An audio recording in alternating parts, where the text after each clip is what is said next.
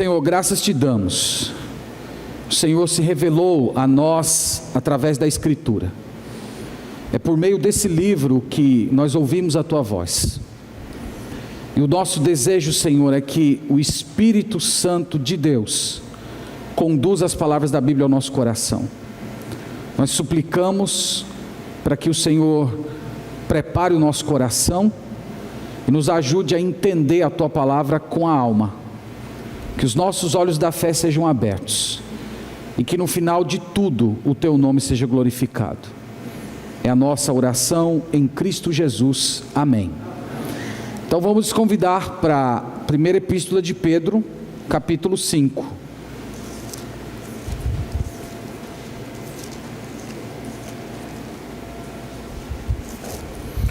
Nós estamos já há alguns meses nessa epístola. Essa é a 20ª mensagem. Nós começamos desde o primeiro capítulo, verso por verso, tentando compreender o ensino de Pedro para esses irmãos. Ele escreveu essa carta para igrejas que viviam em 5 regiões da Ásia. E o motivo era a perseguição. A década de 60, ali 30 e poucos anos depois da morte do Senhor Jesus, foi um tempo muito difícil para os nossos irmãos. Uma época em que o Estado de Roma se levantou com uma perseguição terrível. Os nossos irmãos padeceram muito, perderam suas casas, muitos tinham que sair fugidos, abandonando tudo. Outros eram capturados, forçados a renunciar à fé. Pastores perseguidos para deixar o rebanho sem nenhum tipo de referência de liderança. Outros irmãos torturados, forçados a enfrentar feras nas arenas. Outros transformados em tochas para iluminar as ruas de Roma e os jardins do imperador. Tempos difíceis. E o apóstolo Pedro escreveu essa carta para consolar os irmãos, trazer uma palavra de alegria para eles. Eles precisavam, irmãos, relembrar quem eles eram. Tempos de perseguição, faz muito bem você recordar sua identidade, quem você é em Cristo Jesus. E Pedro deu uma palavra para ele, lembrando que eles eram filhos de Deus, eles eram raça eleita, sacerdócio real, nação santa, povo de propriedade exclusiva de Deus, quase que dizendo para eles que, embora o império tratasse eles como foras da lei, como pessoas terríveis que estavam presentes numa conspiração contra o imperador, Deus os via de um modo diferente. E Pedro trouxe uma palavra para esses irmãos a respeito desse assunto. Ele também falou muito a respeito de sofrimento, lembrando que eles deveriam permanecer firmes em Deus, eles não deveriam renunciar à fé. E agora, chegando ao capítulo 5, Pedro se dirige aos pastores. Então, os pastores daquelas igrejas, Pedro tem uma palavra especial para eles. Então, o tema da nossa meditação hoje é de pastor para pastor, porque Pedro se coloca como um pastor igual a esses irmãos, e ele traz uma palavra para os pastores que estavam cuidando desses irmãos que sofriam. O nosso objetivo essa noite é tentar entender um pouco mais a respeito do ministério pastoral em tempos de sofrimento, mas também é uma palavra para os pastores. E o pastor Ricardo não está aqui, então hoje eu vou pregar para mim, e vou pregar também para o nosso querido pastor que está aqui, que é capelão militar. Mas para os irmãos é também uma palavra sobre o ministério pastoral. Nós precisamos entender um pouco mais sobre esse aspecto, porque o ministério pastoral está, na nossa época, ele está completamente fora dos padrões do Novo Testamento.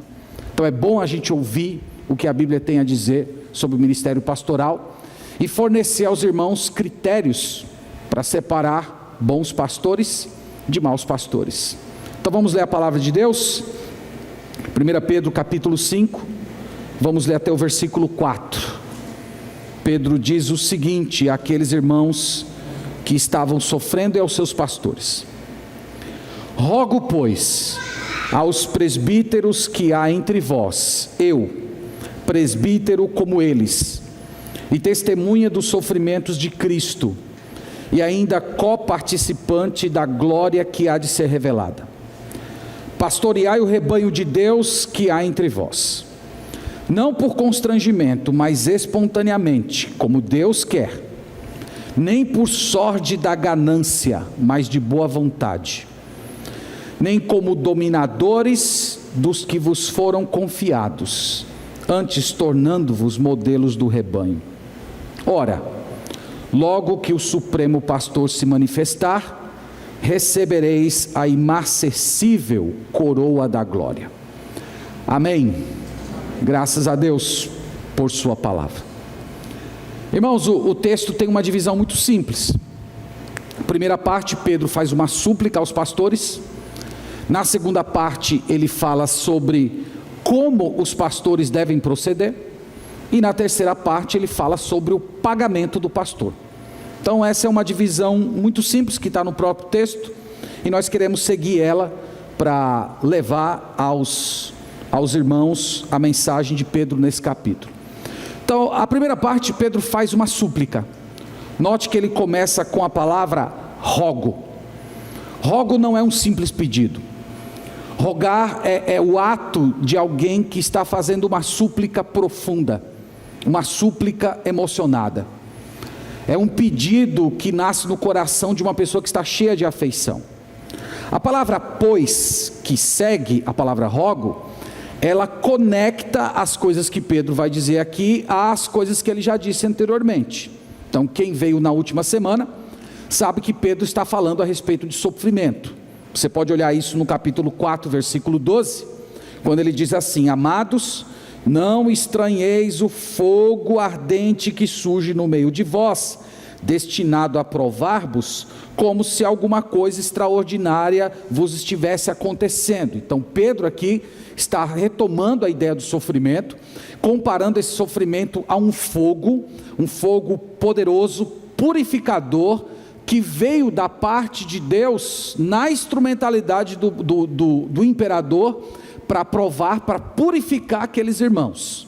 E no verso 17 ele acrescenta mais uma informação importante, dizendo: porque a ocasião de começar o juízo pela casa de Deus é chegada.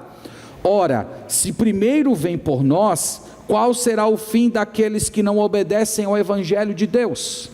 Então Pedro diz que esse fogo purificador que veio através da perseguição, ele serviria como uma espécie de juízo na casa de Deus. Não entenda juízo aqui como sendo uma punição, porque os pecados dos cristãos já foram punidos na cruz de Cristo, mas entenda esse juízo no sentido desse fogo purificador que viria melhorar a vida dos cristãos e fazê-los depender mais de Deus e menos de si mesmos. Então, tendo isso em mente, você entende agora porque Pedro está se dirigindo aos pastores. Ele está se dirigindo aos pastores, lembrando os pastores que eles deveriam cuidar desses irmãos, que eles deveriam pastorear o coração desses irmãos, enquanto eles estavam sofrendo bastante. Então é como se Pedro dissesse: olha, diante de tudo que vocês estão enfrentando, diante dessa realidade terrível de sofrimento, vocês pastores, cuidem desses irmãos que estão sendo submetidos à perseguição, ajude-os a enfrentar esse momento. Então aqui, irmãos, nós percebemos a importância do ministério pastoral, a importância de terem pessoas chamadas por Deus exclusivamente para se dedicar ao cuidado do rebanho de Deus. É como se Pedro apontasse os pastores como sendo aqueles cristãos que iriam ajudar os irmãos a cumprirem tudo aquilo que Pedro vinha escrevendo para ele nessa carta. Agora, note a quem Pedro se dirige. No versículo 1 ele diz: rogo, pois, aos presbíteros. Essa palavra presbítero, ela significa ancião. Ela descreve não necessariamente uma pessoa mais velha, mas alguém experiente, alguém que já foi experimentado na vida. E como normalmente essa experiência está atrelada ao tempo, era comum na igreja primitiva que essas pessoas fossem pessoas maduras, tanto em idade como também em vida cristã. Só uma observação para os irmãos, antes da gente prosseguir, é que no Novo Testamento, os termos pastor, bispo e presbítero, eles são termos sinônimos. São palavras que têm que descrevem a mesma função, só que cada palavra descreve um aspecto diferente do mesmo ministério, que é o ministério que hoje nós chamamos de pastor. Essa distinção de pastor e bispo, presbítero e bispo, ela já é uma distinção pós-apostólica, já por volta do século II, e que nos nossos dias tem sido empregado por algumas igrejas, especialmente aquelas igrejas que algumas igrejas da época da Reforma e algumas igrejas neopentecostais. Mas Pedro, ele diz o seguinte, no verso 1, ele diz: eu rogo, pois, aos presbíteros que há entre vós. Quando ele diz presbíteros que há entre vós, é para dizer que esses pastores foram nomeados pela igreja, eles foram escolhidos pelas próprias igrejas. Em seguida ele diz: eu, presbítero como eles. Isso aqui é uma coisa importante. Pedro, ele está se apresentando como sendo um igual a eles. Todo apóstolo é um presbítero, ou todo apóstolo era um pastor, mas nem todo pastor, ou melhor, nem todo pastor era um apóstolo, nem todo presbítero era um apóstolo. Então Pedro aqui está se colocando como um igual, ele está se colocando debaixo da mesma orientação. Foi por isso que nós intitulamos essa mensagem de pastor para pastor, porque Pedro diz: eu sou um presbítero igual a vocês. Mas em seguida ele apresenta mais uma credencial a respeito do seu ministério. Ele diz: e testemunha dos sofrimentos de Cristo. Aqui ele está falando do seu apostolado. Como é que se definia, ou como se define biblicamente um apóstolo? Um apóstolo é aquele sujeito que foi testemunha da vida, da morte, dos sofrimentos e da ressurreição do Senhor Jesus, e que foi ensinado pelo próprio Cristo. Então, quando Pedro se coloca aqui como testemunha dos sofrimentos de Cristo, ele está se evocando como uma figura apostólica. Ele cita o sofrimento de Jesus, testemunhas do sofrimento de Cristo, porque a carta tem como tema sofrimento.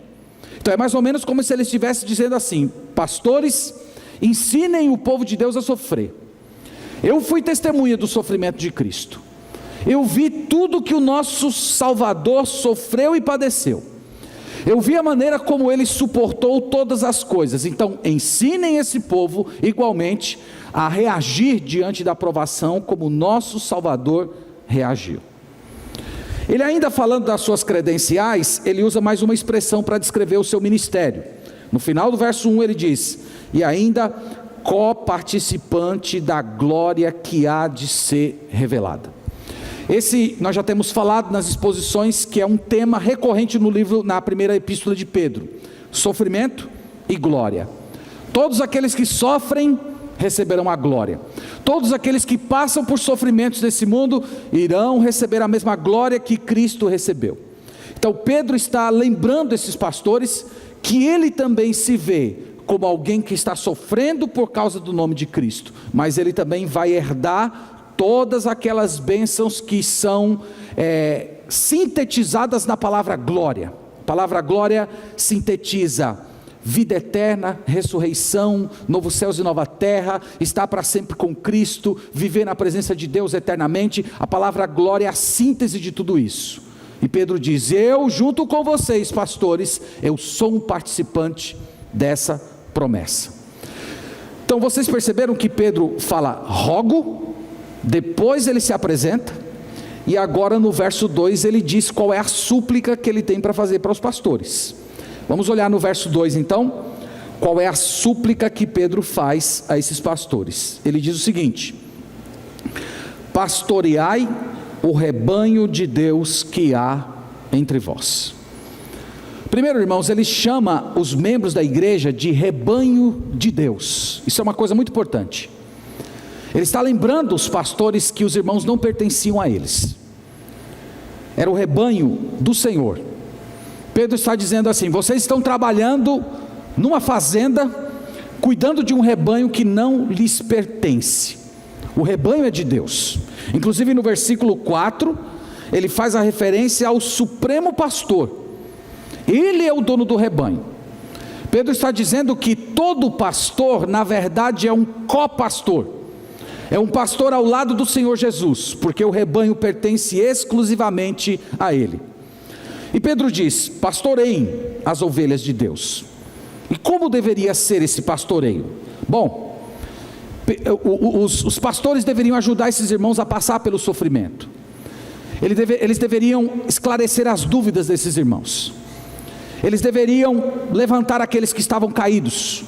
Eles deveriam encorajar os que estavam desanimados, instruir os confusos.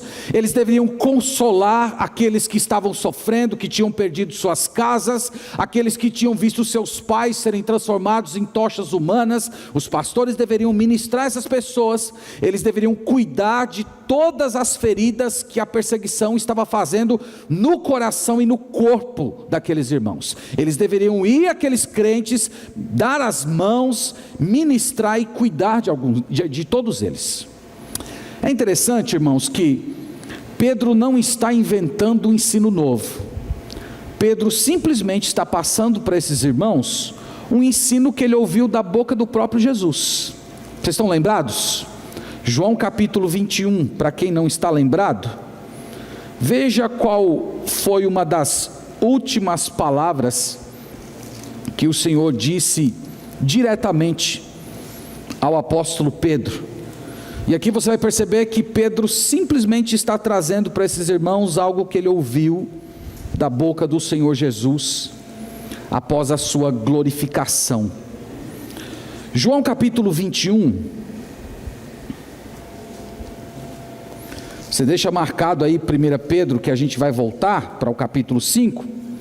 Então João capítulo 21, o verso é o 16, olha as palavras do Senhor Jesus. Tornou a perguntar-lhe pela segunda vez: Simão, filho de João, tu me amas? Ele lhe respondeu: sim, Senhor, tu sabes que te amo. Disse-lhe Jesus: pastoreia as minhas ovelhas. Vocês estão vendo? Ele diz: pastoreai o rebanho de Deus. Jesus falou: são as minhas ovelhas, Pedro, não são suas, são minhas. E é por isso que ele se dirige agora a esses pastores dizendo: pastoreiem o rebanho de Deus. Ele não está trazendo uma doutrina nova, ele está apenas repetindo aquilo que ele ouviu do próprio Senhor Jesus Cristo. Seguindo e voltando para 1 Pedro, agora vamos ver como a segunda parte, Pedro diz que deve ser o proceder dos pastores. Como é que os pastores devem pastorear? Como deve ser o ministério deles? E Pedro usa aqui 3 antíteses. A antítese era um recurso literário muito comum no Antigo Testamento, que é o ensinar por meio de contrastes. Você dá uma informação negativa e embaixo você apresenta um significado positivo. Então você tem, por exemplo, no Salmo 1, bem-aventurado aquele que não anda segundo o conselho dos ímpios, não se assenta no caminho dos pecadores, não se assenta na roda dos escarnecedores, antes, e aqui está o contraste, a antítese, o seu prazer está na lei do Senhor. Esse era um recurso muito comum para se ensinar na cultura hebraica, e Pedro, como judeu, ele está empregando essa mesma técnica literária para ensinar como é que deve ser o procedimento dos pastores. Então vamos ver aqui as 3 antíteses. A primeira no verso 3, melhor, ainda no verso 2, ele diz assim: pastoreai o rebanho de Deus que há entre vós. Primeira antítese: não por constrangimento, mas espontaneamente. Não por constrangimento, ele está falando não por força de obrigação, não como se fosse um peso para você fazer isso. Então você imagina aquele pastor que coloca a mão na cabeça e diz assim: eu vou ter que sair, vou ter que visitar irmão, vou ter que ouvir as misérias do povo e receber gente em casa. Isso é uma coisa tão entediante. Uma das piores coisas que pode existir para um pastor é ele realizar suas tarefas por conta do constrangimento do ofício, ele fazer com má vontade, ele ser alguém que perdeu o gosto pelo trabalho. Mas aqui no caso dessa epístola havia um fator complicador, que era a própria perseguição. A própria perseguição poderia servir para constranger os pastores.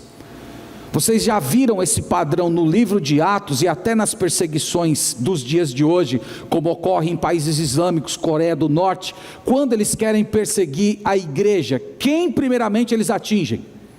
O pastor. O pastor normalmente está na cabeça dos planos de quem quer produzir algum tipo de perseguição, porque atingindo o pastor, as ovelhas normalmente perdem referencial de liderança. Isso aconteceu em Atos. Vocês lembram que Tiago foi capturado e foi decapitado, e logo depois o apóstolo Pedro, o texto diz inclusive que Herodes, para agradar os judeus, mandou prender Pedro, e ele fazia plano de matar Pedro também. Então isso é uma técnica comum. E como Pedro já havia alertado que a perseguição, o fogo estava chegando na igreja, e que o juízo de Deus começaria pela própria casa de Deus, Pedro está lembrando os pastores que eles não podem se deixar constranger por conta daquela perseguição. A força do fogo na igreja não deveria enfraquecê-los, deixar os tímidos para o trabalho, fazer com que eles perdessem o prazer, fazer o ministério pastoral, realizar suas atribuições apenas pelo constrangimento do cargo e da posição. Pedro diz: não faça isso. Em vez de constrangimento, ele diz o que? No verso 2, ele diz: espontaneamente. Espontaneamente é para dizer que tem que ser realizado com prazer, deve ser realizado com alegria. O pastor deve se sentir privilegiado em ministrar o coração do povo de Deus, porque, meus irmãos, não há nenhuma utilidade para a igreja quando o pastor perde a sua espontaneidade. E eu quero dizer para vocês que tem muitas igrejas que estão com o ministério pastoral nessa situação. Pastores que não têm mais o coração na obra de Deus, pastores que já estão sonhando com uma outra atividade, e que por isso não tem mais alegria, que estão acomodados ao ofício, que às vezes estão permanecendo no ministério simplesmente por algumas situações de necessidades próprias. Às vezes a família que já está habituada àquele local, e ele já se acomodou àquele ofício, mas ele não tem mais o prazer de realizar o trabalho, ele não tem mais voluntariedade, ele não tem mais alegria. E Pedro está falando que não seja por constrangimento, mas seja espontaneamente, porque é assim que Deus quer. Então Deus requer do pastor espontaneidade, doação, alegria, prazer em realizar o trabalho de Deus. Veja, meus irmãos, que não é só fazer o trabalho, mas ele está preocupado com o tipo de coração que o pastor tem quando realiza o trabalho. Ele precisa ser espontâneo, ele precisa ter prazer, ele precisa ter alegria, ele precisa ter aquele senso de vocação. Essa é a primeira antítese. Vamos para a segunda. Ele diz: não por constrangimento, mas espontaneamente, como Deus quer. A segunda é: nem por sorte da ganância, mas de boa vontade. Desde o momento em que a igreja começou a remunerar os presbíteros, os pastores, começaram a aparecer muitos candidatos ao ministério. E não foram poucos, desde a igreja antiga, que viram no ministério a possibilidade de você lucrar com a piedade, transformando a piedade em lucro, como o apóstolo Paulo denuncia. E o Novo Testamento fala muito a respeito desse assunto. O Novo Testamento denuncia gente que estava apenas servindo o próprio ventre, que estavam explorando os irmãos, que eram mercenários que mercadejavam a palavra de Deus. E isso começou cedo.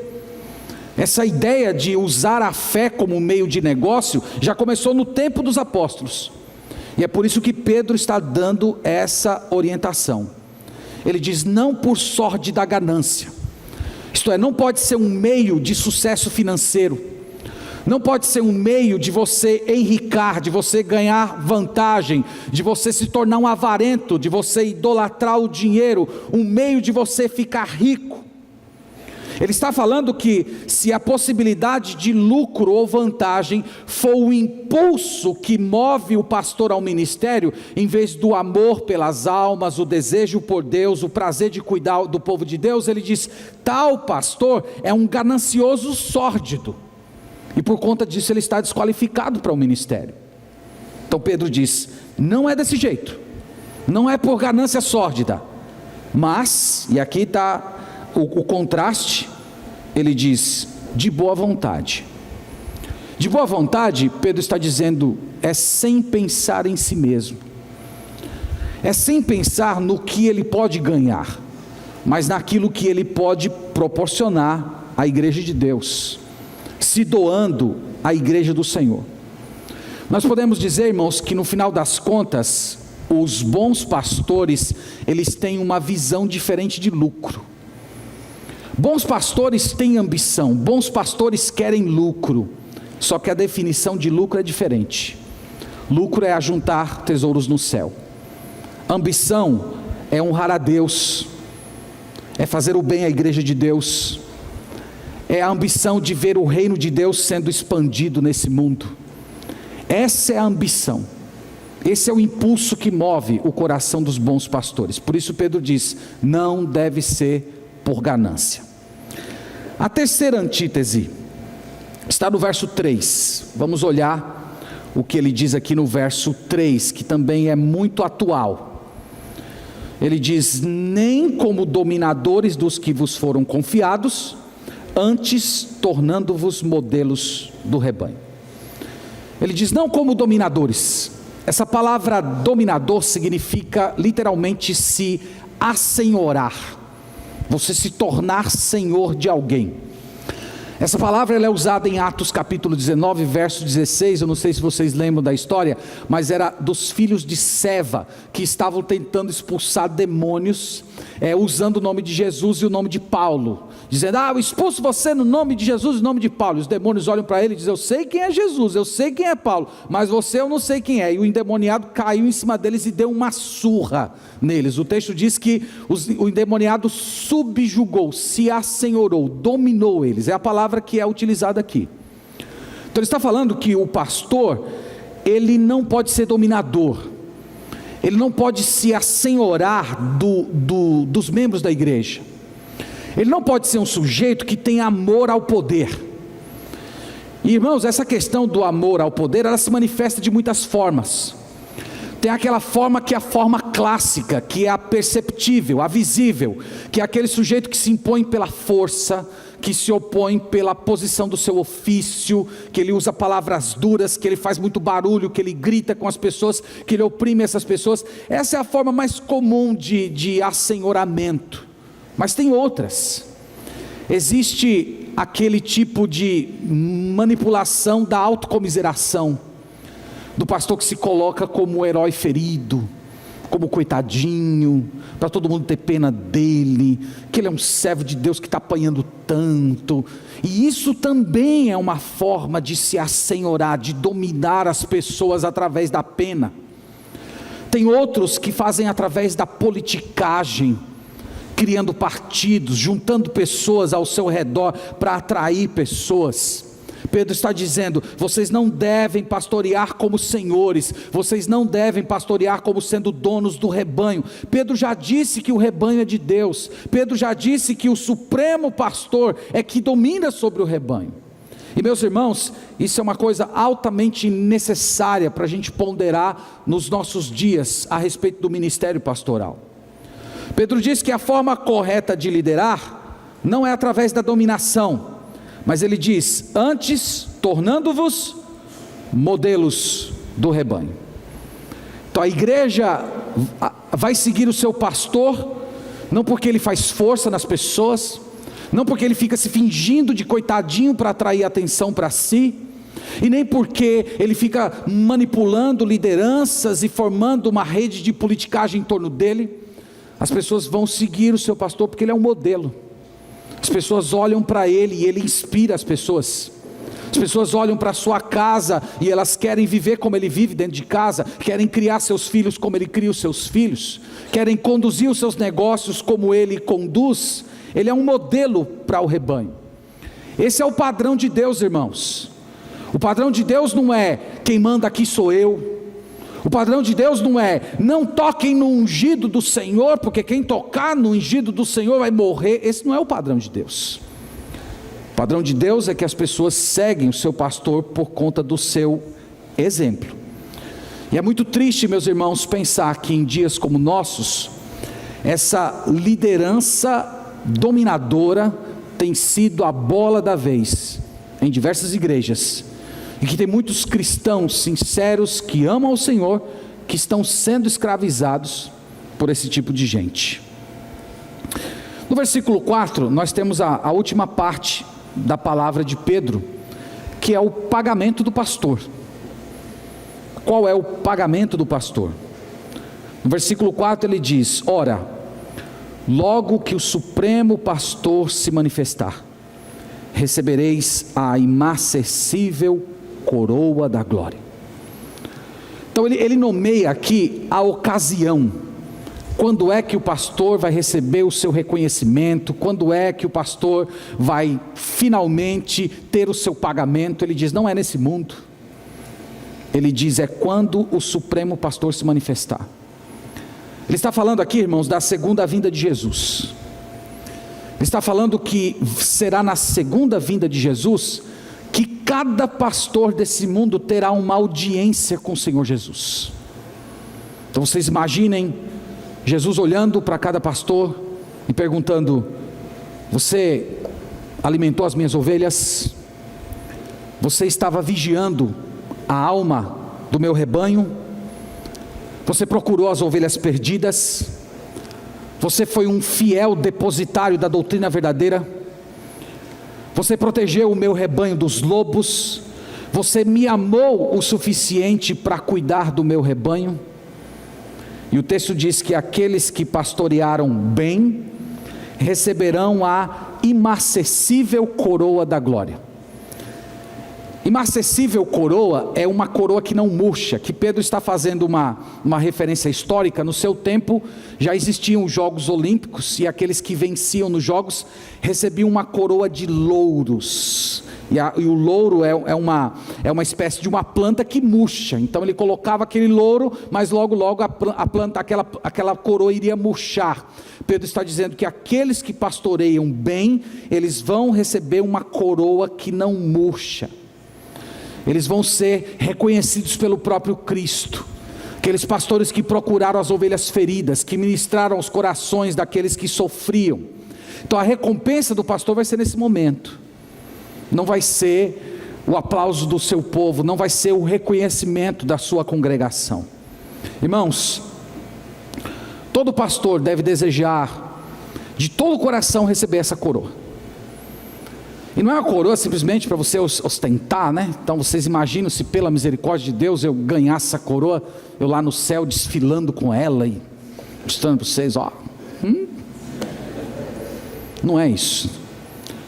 Todo pastor deve desejar um dia receber essa coroa, para ele fazer como os remidos lá de Apocalipse, que tiram as suas coroas e colocam as suas coroas aos pés do Cordeiro, como dizendo assim: não fui eu, Senhor, foi tu que fizeste através de mim, foi o Senhor que me deu graça, foi o Senhor que me abençoou, foi o Senhor que me deu condições.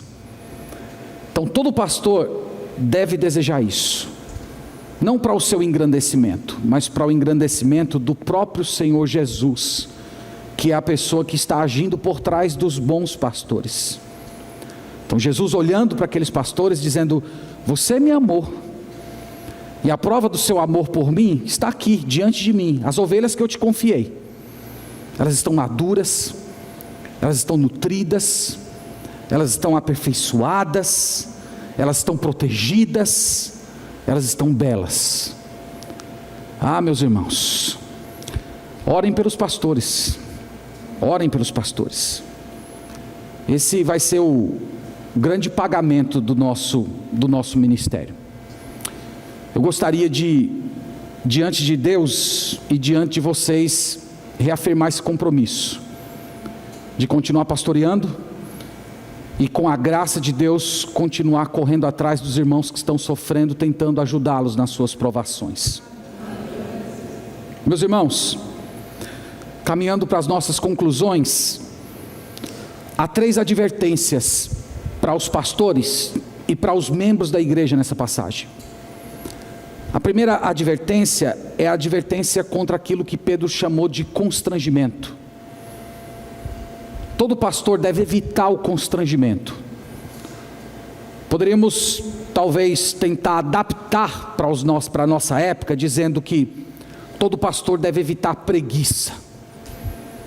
Tem muito pastor vagabundando no ministério, que pelo fato de não ter um patrão, de não precisar passar cartão, de não ter alguém que está fiscalizando a hora que ele acorda, o que ele faz durante o dia, tem muito pastor dorminhoco, preguiçoso, que não está se afadigando na palavra, como a Escritura diz que tem que fazer, que não está orando, que passa muito tempo diante da televisão e escrevendo besteira em rede social.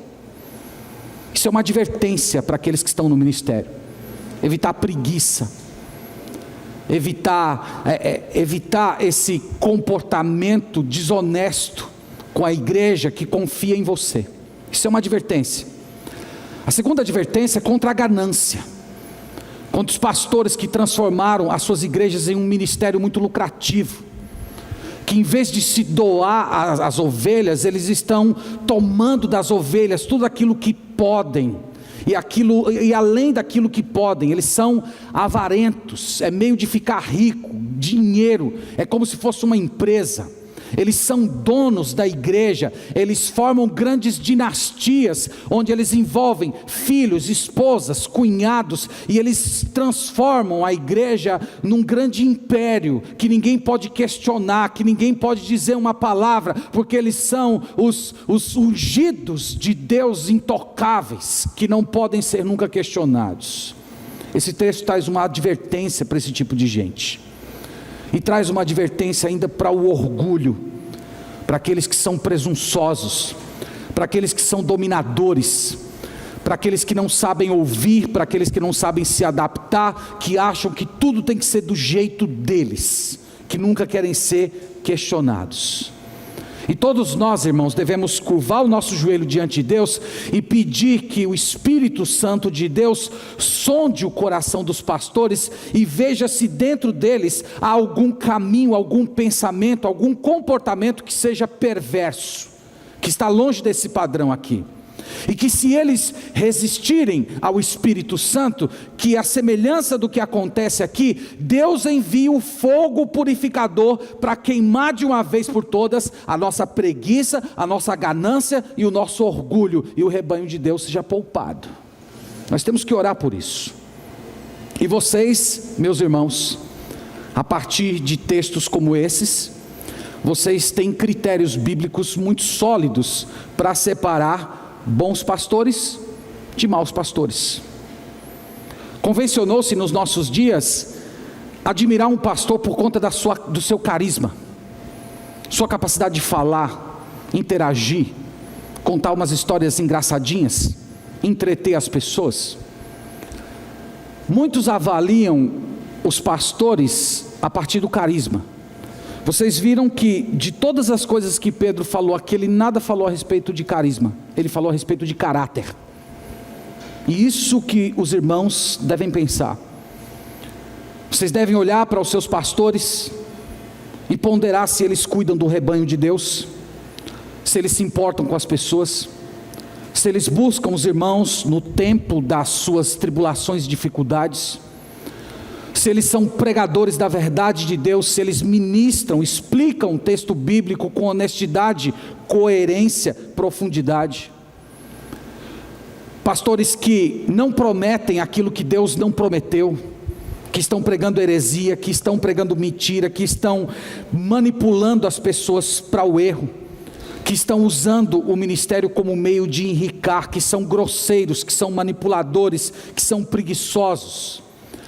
Os irmãos têm critérios bíblicos muito, muito organizados para vocês identificarem essas pessoas e repudiar esse tipo de gente.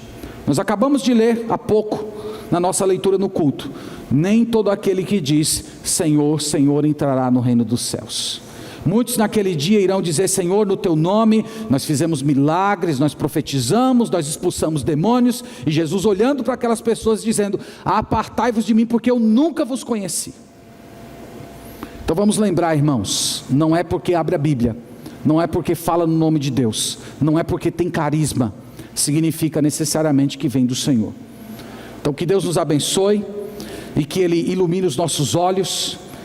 E quanto a mim, pastor, que Deus tenha misericórdia da minha vida e que Ele me qualifique a ser um pastor à altura do rebanho que Ele me confiou. Amém. Vamos fazer uma oração ao Senhor nesse momento.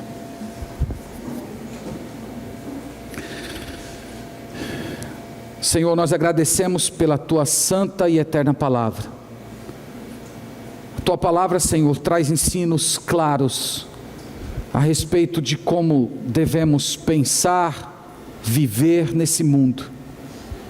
E nesse dia, Senhor, nós trazemos a Ti a nossa súplica, a figura dos pastores.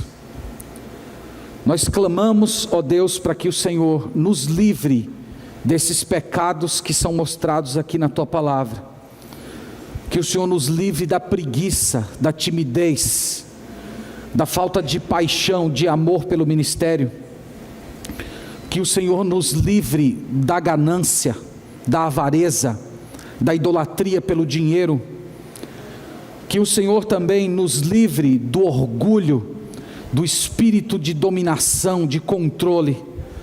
Mas que o Senhor nos ajude a sermos pastores como o Senhor Jesus foi, aquele pastor que dá a vida pelas ovelhas. Nós clamamos pelo nosso país. Tu sabes, ó Deus, que a situação do Evangelho no nosso país é drástica. Tantos pastores que não estão pastoreando segundo o Teu coração, que transformaram as suas igrejas em meios de enricar, dinastias em que eles governam sem ser questionados. Nós clamamos, ó Deus, que o Senhor envie o fogo purificador, e que o Senhor queime no coração dessas pessoas todo o espírito de avareza, todo o espírito de preguiça e de orgulho, e que o Teu rebanho seja poupado, e que o Senhor levante do meio do Teu povo pastores segundo o Teu coração, para cuidar, para zelar, para se doar, para se gastar no ministério pelo bem das almas. Tem misericórdia de nós, Senhor. Tem misericórdia da minha própria vida. Eu peço perdão ao Senhor pelos meus pecados e peço que o Senhor me ajude a ser um pastor segundo a Tua palavra. É a nossa oração, Pai, essa noite, no nome de Jesus. Amém.